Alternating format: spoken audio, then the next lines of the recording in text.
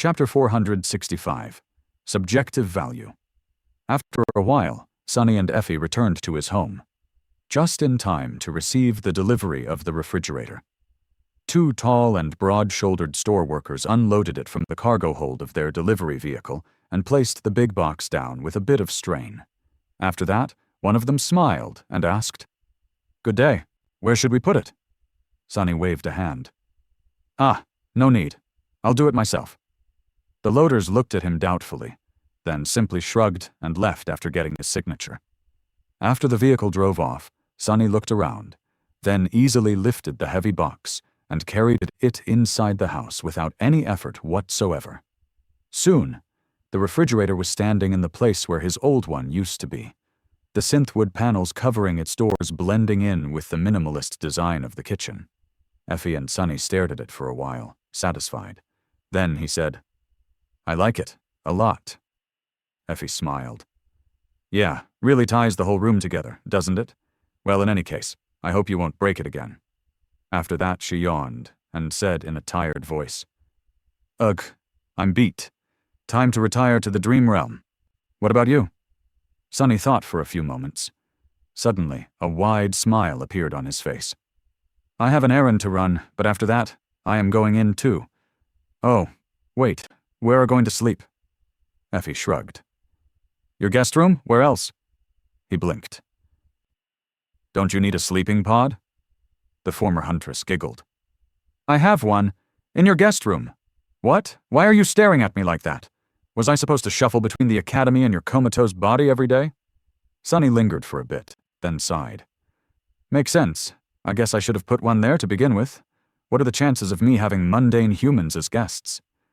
Then he waved Effie goodbye and headed for the door as she turned her wheelchair around and rolled toward the guest bedroom. He was very excited about what he was going to do.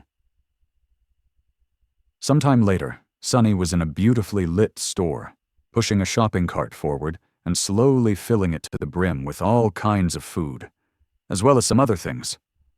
He was quietly whistling a cheerful tune, imagining all this stuff going into his new fridge. The contents of the cart would have cost more than he could ever dream to make, back when he had been living in the outskirts. But now, he could not only afford it, but even do so without having to count his money or feel apprehensive about the cost. He could just buy as much he wanted, of any quality that he wanted, and bring it back home. His own home.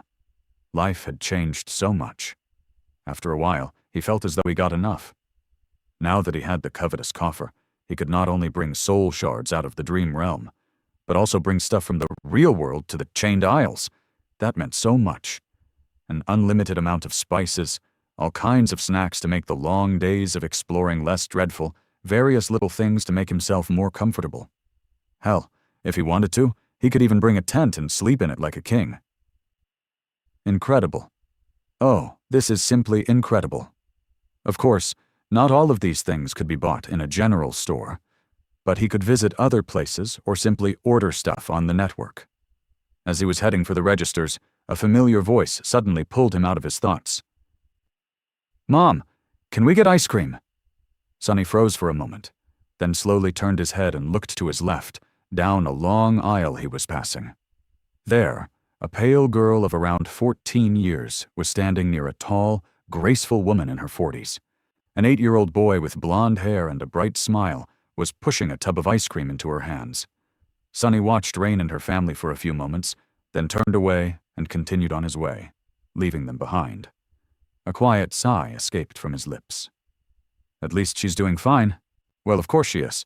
I've only been gone for a month. Why would anything happen simply because I wasn't here?" He reached the register, then hesitated for a bit, and turned back. When he returned, there were several tubs of delicious ice cream added to his cart. As the light of dawn shined on the Chained Isles, Sonny appeared on the altar island of the Sanctuary of Noctis. He stared at the sky, grimaced at the absence of the moon, and headed toward his room. Sometime later, though, he emerged from there with a peculiar wooden box following him with the help of 8 small iron legs. With the covetous coffer in tow, Sonny walked into the garden, found a familiar rock, lifted the toothy box, and carefully placed it near himself. Then, he took out a single soul shard and put it where everyone could see. Soon, one of the awakened noticed him and approached. "Ah, Sonny, you're back? Looking to sell some shards again?" Sonny smiled. "Oh, yes, sure, but hey, that's not all. Brilliant Emporium has some new merchandise." The awakened looked at him with doubt, then asked, "Really? Like what?" Sonny's grin grew wider. "How lucky that you happened to ask. Let's see." He put his hand inside the coffer, which then somehow disappeared into the comparatively small box up to the shoulder. Then, Sonny began taking out various items, speaking as he did so.